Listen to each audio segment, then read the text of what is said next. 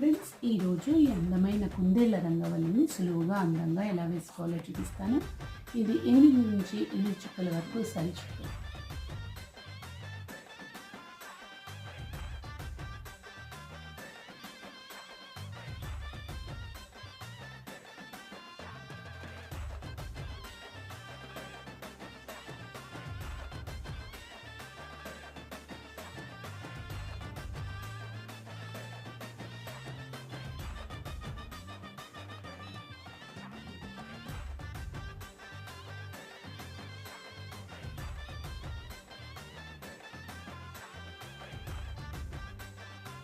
ఇలా ఈ అందమైన రంగవల్లిని సులువుగా అందంగా మీకు నచ్చిన రంగులతో వేసుకొనవచ్చు.